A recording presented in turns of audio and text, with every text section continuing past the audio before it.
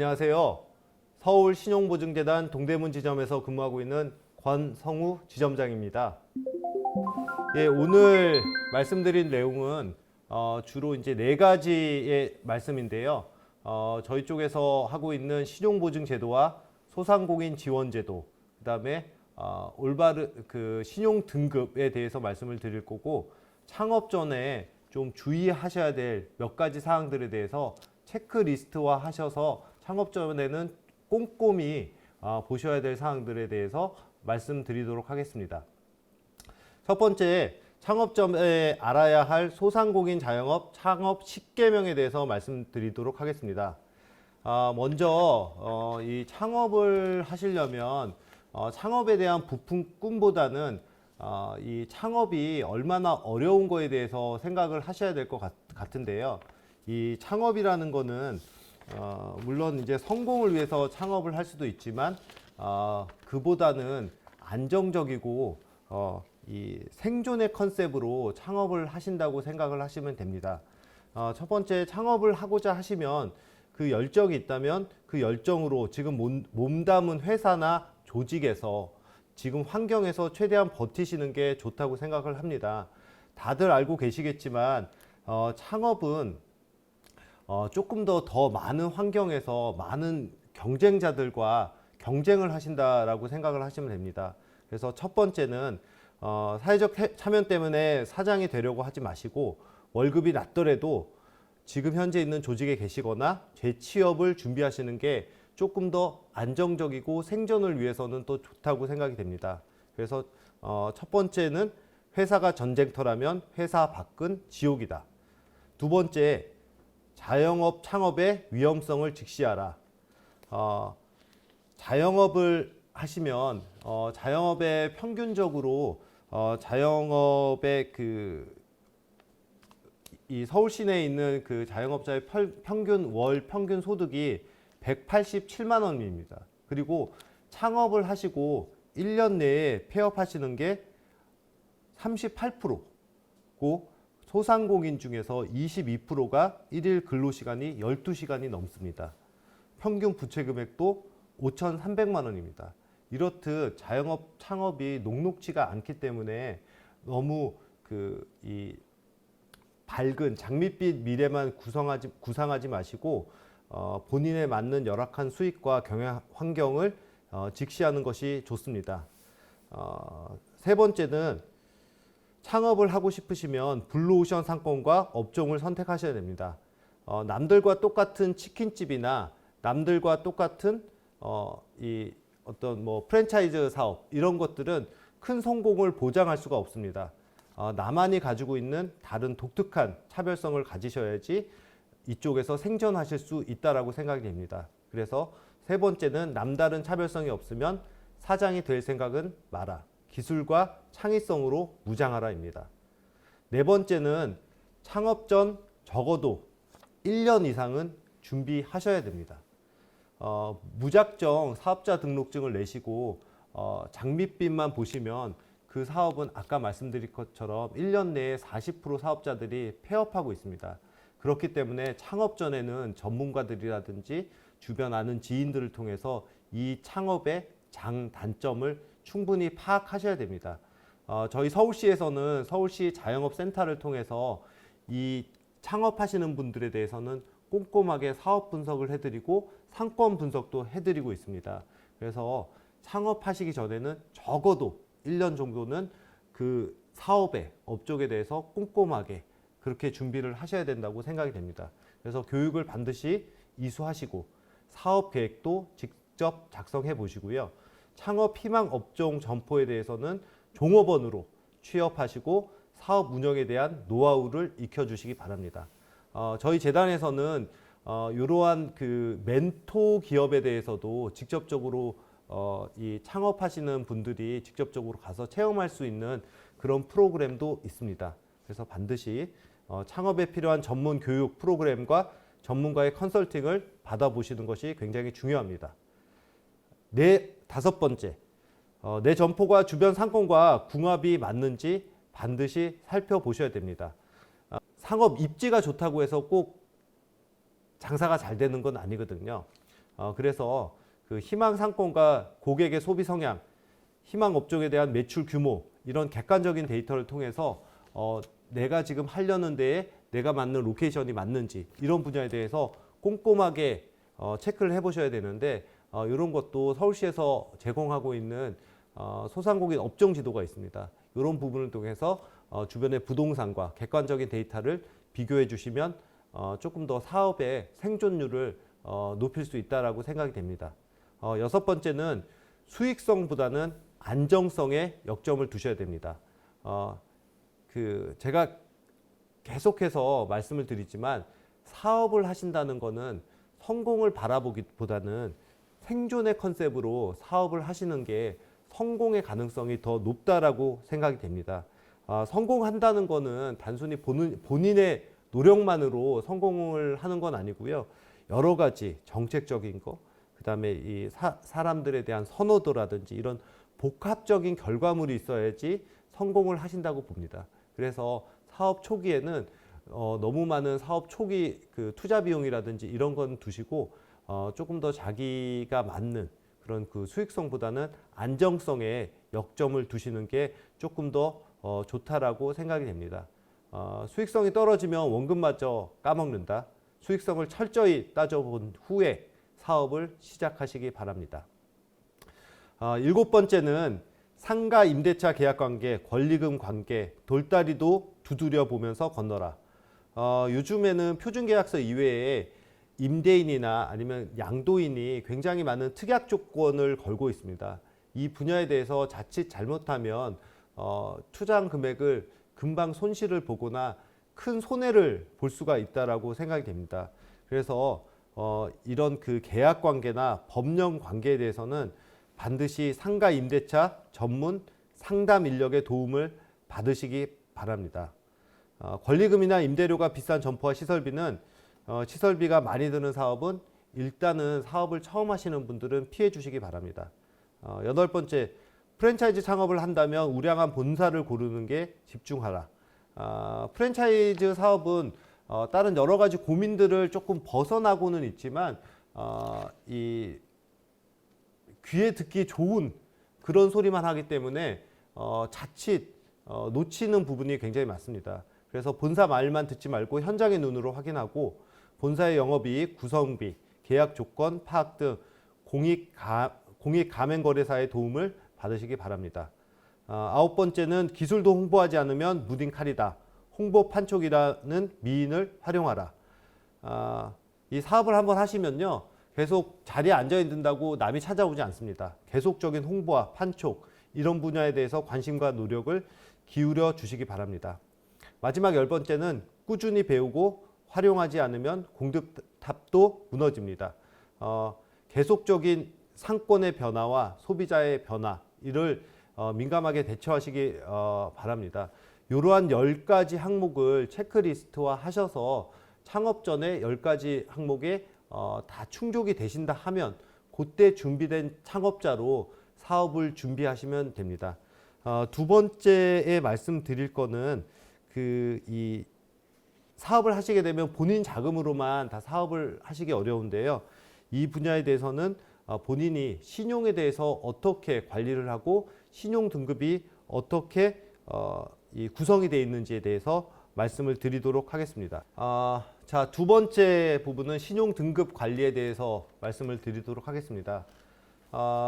일반적으로 이제 은행에서 대출을 받으신다고 하면 모든 대출 한도라든지 아니면 대출 이자라든지 이런 부분이 예전과는 다르게 신용 등급에 의해서 결정되고 있습니다. 그렇기 때문에 본인이 평소에 연체를 안 하신다든지 아니면 제일금융권에 이용을 하신다든지 세금 체납이 없으시다든지 이러한 철저한 신용 등급을 하셔서 높은 순위 1등급이나 2등급의 높은 순위의 신용 등급을 가지셔야지 대출 한도도 많이 받으실 수가 있으시고요.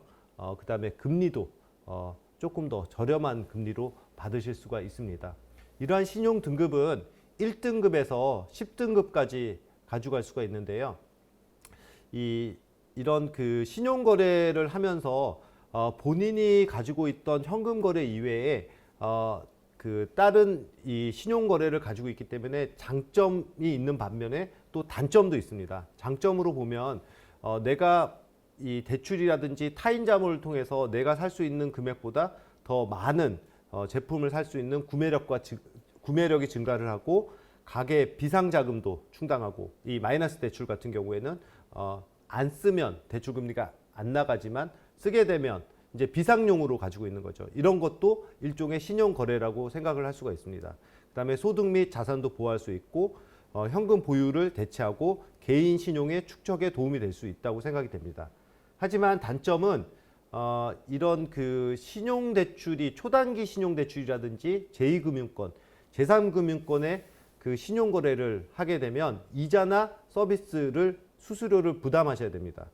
또한 갑자기 돈이 생겨서 충동구매나 과소비도 위험이 생기고 내가 일정 수입에 현금이 들어오는 게 아니고 갑작스러운 목돈이 들어오는 거기 때문에 미래 소비 지출 패턴에 부정적인 영향을 끼칠 수가 있습니다. 또한 무분별하게 개인정보를 동의를 하시면 이런 그 개인정보의 노출이 위험이 되기 때문에 갑작스럽게 나도 모르는 개인정보 노출로 인해서 피해가 발생하기도 합니다.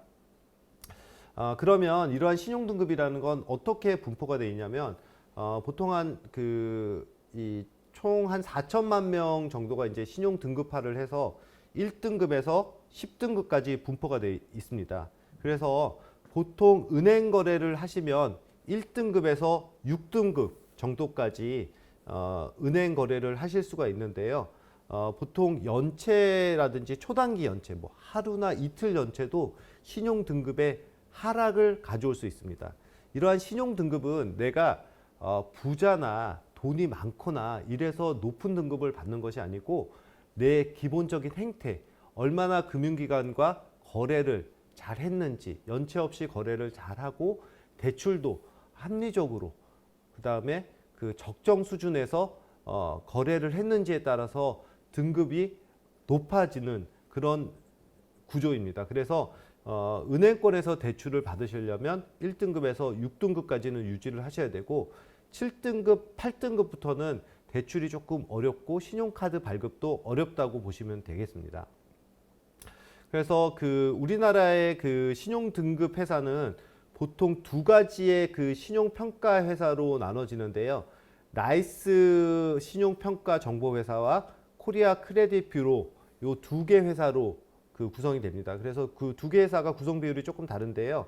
뭐 연체 여부, 보통 보는 구성 요소는 연체 여부, 부채 수준, 거래 기간, 신용 형태에 따라서 신용 등급을 나눠지게 됩니다. 그래서 이 동그란 표에서 보는 것처럼 제일 그 신용 등급에 있어서 많은 비중을 차지하는 건 현재 부채가 얼마나 많이 있는지, 부채 규모를 따지고 있습니다. 그래서 대출 금액이라든지 신용카드를 너무 많이 받게 되면 부채 수준이 높기 때문에 신용등급이 떨어지는 거죠. 두 번째는 상환이력, 연체 여부인데요. 이게 뭐 단순하게 내가 하루 연체됐으니까 신용등급이 안 떨어지겠지 이런 게 아니고 이 연체는 하루라도 연체를 하게 되면 핸드폰 요금도 하루라도 미납이 되게 되면 신용등급이 상당히 많이 떨어진다고 보시면 됩니다. 세 번째는 신용 형태 정보인데 이런 부분이 어느 금융기관, 주로 제1금융권을 많이 이용을 하시면 그 신용등급이 많이 올라간다고 보시면 되고요. 내가 연체나 대출도 많이 없는데 신용등급이 떨어진다. 이런 거는 대부분 제2금융권이나 대부업계 이런 데들을 쓰게 되시면 신용등급이 하락한다고 보시면 되겠습니다. 마지막으로는 신용거래기간이 얼마나 오랫동안 거래를 하셨는지, 그래서 대출도 하나도 없고 금융거래도 하나도 없었다 이러면 신용등급이 높은 신용등급이 아니고 6등급부터 시작한다고 보시면 됩니다. 그때부터 연체나 아니면 적정 수준의 부채 규모라든지 이런 부분, 연체 관리라든지 이런 부분으로 인해서 신용등급이 점차적으로 올라간다라고 보시면 되겠습니다. 저희 재단 같은 경우에는 이런 신용등급을 통해서 보증 한도를 산출하게 됩니다. 그래서 이 신용등급이 저희는 그 대표자의 신용 등급이 보증한도 산출 시에 40%를 산출을 하게 됐고요. 그 다음에는 재정 상태, 그 다음에 기타 연령이나 업종, 업력 컨설팅을 통해서 그 보증을 지원하고 있습니다. 보시다시피 8등급과 9등급, 10등급은 저희 보증서 발급이 어렵다고 보시면 되겠습니다. 간단한 팁으로 신용 등급을 어떤 식으로 관리하는지에 대해서 이런 표와 같이 말씀을 드렸는데, 제일 중요한 거는 연체를 안 하시는 거고요. 두 번째는 본인이 감당할 만큼의 부채를 가지고 계시는 거고, 세 번째는 금융기관을 이용한다면 제2금융권, 제3금융권보다는 제1금융권인 은행을 이용해 주시는 게 좋다라고 보실 수가 있겠습니다. 마지막으로 신용이 많이 떨어지시면 받을 수 있는 불이익이 어떤 것이 있는지 말씀을 드리겠습니다. 첫 번째, 기본적으로 이동전화가 가입이 제한이 되고, 그 다음에 신용카드의 발급 및 사용이 제한됩니다. 세 번째는 금융회사의 대출 이용 시에 약정 이자보다 높은 연체 이자를 부담한다든지, 아니면은 이제 대출 한도가 적어지다든지 이런 부분에 있어서의 불이익이 발생을 하고요. 간혹 어떤 회사에서는 취업 시에 제한을 또 받으실 수가 있습니다.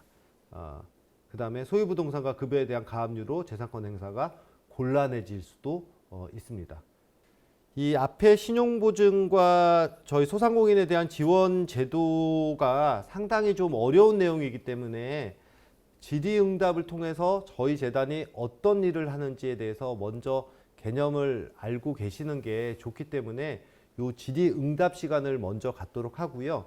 뒤에 남는 시간이 있으면 저희의 신용보증 제도, 그 다음에 서울시 중소기업 육성 자금, 그 다음에 소상공인 지원 사업에 대해서 간략하게 말씀드리도록 하겠습니다. 많은 분들이 서울시에 한 70만 명의 기업체들이 있습니다. 이분들 중에서 저희가 지금 이용하시고 계신 사업자들만 해도 한 40만 명 이상이 됩니다. 그래서 일반적으로 소기업 소상공인, 종업원 10인 이하의 소기업 소상공인이 되시면 창업을 하실 때부터 폐업을 하실 때까지 저희 재단을 이용하시고 담보 없이, 본인의 담보 없이 신용만으로 대출을 받을 수 있는 기관이 서울 신용보증재단이다라고 생각하시면 됩니다. 그래서 보통 우리 신용보증재단에서 직접적으로 돈을 주냐 이런 거에 대해서 궁금하신 분들이 있는데, 이런 그 돈을 빌려주는 기관이 아니고요.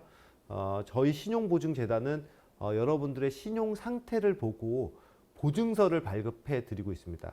이런 보증서를 가지고 제1금융권이라든지 제2금융권, 햇살론 같은 경우에는 제2금융권으로도 갈 수도 있는데요. 이제 은행에 가시면 그 보증서가 부동산 대출보다 조금 더 좋은 그 담보의 평가를 받기 때문에 저리의 자금으로 은행권의 신용거래를 하실 수가 있습니다. 그래서 저희 재단은 보증 지원을 하는 기관입니다. 신용은 좋지만 담보력이 부족한 부동산이라든지 예금이라든지 이런 은행에서 요청하는 담보력이 부족한 소기업이나 소상공인에게, 일반 개인에게는 대상이 안 되고요. 소기업이나 소상공인을 대상으로 해서 신용보증서를 발급하여 은행에서 저금리의 대출을 받을 수 있는 기관이라고 보시면 됩니다. 재단을 이용하면 은행에서 대출을 받을 때 금리가 낮나요? 자, 예스와 노에서 예스입니다. 왜냐하면 아까도 말씀드렸다시피 저희 보증서는 부동산보다 은행에서 좋은 담보로 판단을 하고 있기 때문에 상당히 낮은 대출 금리를 적용하고 있고요. 여기에 서울시에서 운영하고 있는 서울시 중소기업 육성 자금에서 여러분들이 내셔야 될 이자에서 일부를 보전을 해주고 있습니다. 이거를 2차 보전이라고 하는데요. 그래서 현재 최저 금리는 연 0.03%까지도 대출을 이용하고 계신 분들이 있습니다. 그래서 저희 보증서를 이용하시면 보증서를 담보로 돈을 빌리기 때문에 저금리 대출이 가능하고 서울시 중소기업 육성 자금을 통해서 대출 금리 중에서 일부를 지원받을 수 있어 금리 부담을 덜할 수 있습니다. 세 번째는 보증서를 이용할 때 비용이 발생하나요? 보증서를 이용하시면 법정 수수료가 있기 때문에 최저 0.5%에서 최고 2%까지의 보증료가 발생한다고 보시면 됩니다. 이 보증료는 은행에서 내는 이자와는 별개라고 생각하시면 됩니다.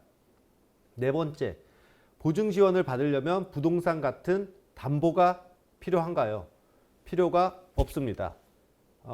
저희는 사장님들의 신용과 사업성을 보고 보증을 해드리는 거기 때문에 담보는 필요하지 않습니다.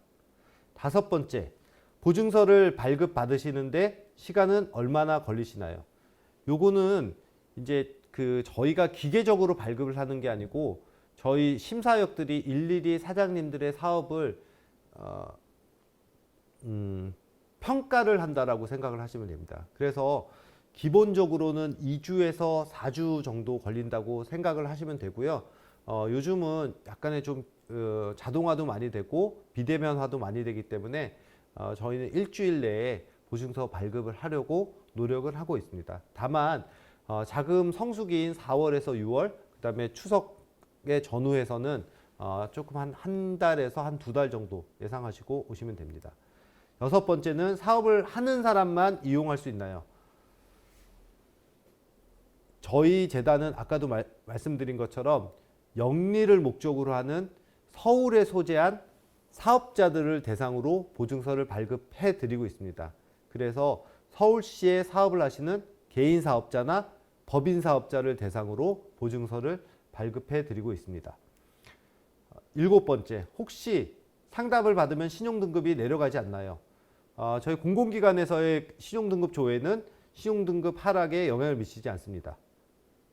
원래 이제 목차는 신용보증제도, 서울시 중소기업 육성 자금, 그 다음에 주된 특례나 특별보증, 그 다음에 신용등급, 그 다음에 소상공인 지원, 그 다음에 질의응답 시간이었는데요. 약간 순서를 좀 바꿔서 여러분들이 이해하기 쉽게 말씀을 드렸습니다. 신용보증제도는 아까도 말씀드린 것처럼 사장님들의 사업을 대상으로 해서 보증서를 발급해드린 기관이고, 이런 기관은 지역재단, 신용보증기금, 기술신용보증기금 요 세 가지로 나눠지고 있는데, 중점 지원은 지역재단은 소기업과 소상공인, 그 다음에 신용보증기금은 일반 중소기업, 기술보증기금은 신기술 벤처기업이라고 보시면 됩니다. 아까 이제 신용보증제도에 대해서는 질의응답 시간에 말씀드린 것처럼 서울의 사업장을 가지고 계신 개인 사업자나 법인 사업자를 대상으로 저희가 이제 보증서를 발급해 드리고 있고요. 한 기업당 최고 보증 한도는 8억까지 가능합니다. 그 사업은 이제 두 가지로 나눠지는데요. 5천만 원 이내의 소액 보증과 그 이상의 일반 심사 보증으로 진행되고 있고, 5천만 원의 소액 보증은 주택에 많이 평가하는 요소는 아까 앞전에 말씀드렸던 신용 등급이 제일 중요한 요소라고 보시면 되겠습니다. 저희가 이제 보증을 하는 데 있어서 금지 기업과 제한 기업이 있는데, 이 금지 기업과 제한 기업이 용어가 굉장히 어려우실 거예요. 간단하게 말씀을 드리면 일단 이 예전 말로 신용 불량자, 이 신용관리 정보 대상자라고 하는데, 이런 분들은 대상이 안 되시고요. 그 다음에 회생이나 파산, 개인회생 절차를 밟으시는 분들, 이런 분들도 대상이 안 되십니다. 다음에 저희한테 예전에 보증서를 받으신 다음에 못 갚으시고 계속 지금 채무가 잔존하신 기업들, 이런 분들은 안 되시고, 그 다음에 이제 사업을 지금 잠깐 휴업하시고 계신 분들, 이런 분들은 또 대상이 안 되신다고 보시면 되겠습니다. 기타 제한 기업으로는 최근 1년 이내에 당좌 부도가 발생하였거나 6개월 이내에 소유 재산에 대해서 가압류나 압류 가처분이 있거나 최근 3개월 내에 30일 이상 연체, 10일 이상 4회 연체가 있으신 분들, 그 다음에 세금 체납이 있는 분들은 대상이 안 되시고요. 업종 자체가 안 되는 건 일반 유흥주점이나 무도 유흥주점, 그 다음에 부동산업, 금융보호업, 이런 분들은 이 불효불급 업종이라 그래서 재보증 제한으로 저희가 이제 보증뿐만 아니라 이제 서울 서울시에 있는 중소기업 육성 자금으로 이제 지원하는 게 있는데요. 요 중소기업 육성 자금은 세 가지 파트로 보시면 됩니다. 첫 번째는 시중은행 협력 자금이라 그래서 이 여러분들이 내시는 사장님들이 내시는 이자 중에 서울시에서 1.5%에서 1%까지 지금 이번에 코로나 전국에서는 2.5%까지 이자를 대신 내드렸습니다. 그래서 실질적으로 사장님들이 부담하는 금액은 0.03%까지 떨어졌죠. 그래서 이러한 시중은행 협력자금, 이자를 대신해주는 시중은행 협력자금과 그 다음에 고정금리로 이용할 수 있는 경영안정자금이 있고요. 시설을 구입하실 때 구입하실 수 있는 시설자금이 있습니다. 상환 조건은 2년 만기 시 상환, 1년 거치 2년, 1년 거치 3년, 1년 거치 4년이 있는데 거치라는 얘기는 이자만 내시는 기간이고요. 그 다음에는 원금과 이자를 분할해서 상환하시면 되겠습니다. 소상공인 창업자금은 이제 창업을 하시려는 분들이 아니고 창업을 하신 분들에 대해서 저희가 보증을 해드리는 겁니다. 그래서 창업 후에 사업자 등록 개업일 기준으로 해서 창업 후에 1년 이내에 소상공인을 대상으로 저희가 보증 지원을 해드리고 있습니다. 그래서 그 보증에 대해서 창업자금은 보증 한도가 3천만 원까지 지원이 되고요. 이 보증 비율은 90%로 하고 정책자금하고 연계를 해서 지원을 하고 있는데요. 보통 이 3천만 원보다 조금 더 받으시려는 분은 저희 마포구에 있는 본사에 서울시 자영업지원센터라고 있는데 이쪽에서 창업 컨설팅을 받으시면 최대 2천만 원까지 추가적으로 보증 지원을 받으실 수가 있습니다.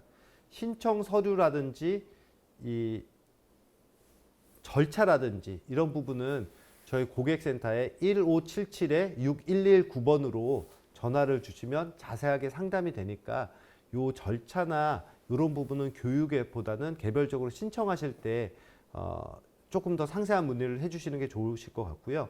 사업장 임차자금은 요 5천만 원 이외에 조금 더 자금이 필요하신 분들은 본인이 가지고 있는 사업장의 보증금을 가지고 저희가 채권 양도를 통해서 보증을 조금 더 지원을 해드리고 있습니다. 그래서 전세 사업장은 임차 보증금의 80%까지, 월세 사업장은 임차 보증금에서 전체 임차 기간의 월세를 뺀 금액의 80%까지에 있어서의 보증 금액을 해드리고 금액은 5천만 원까지 지원을 해드린다고 볼 수가 있습니다.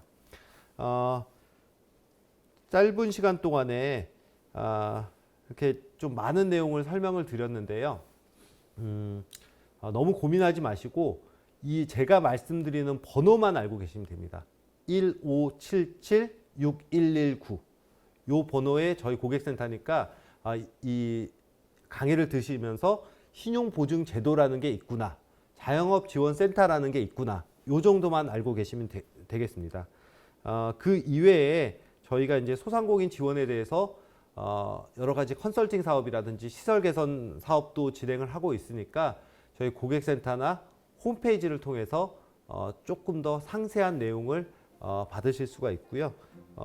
조금 지루하신 내용이었을 텐데 이렇게 시청해 주셔서 감사합니다. 예, 이상 마치도록 하겠습니다. 감사합니다.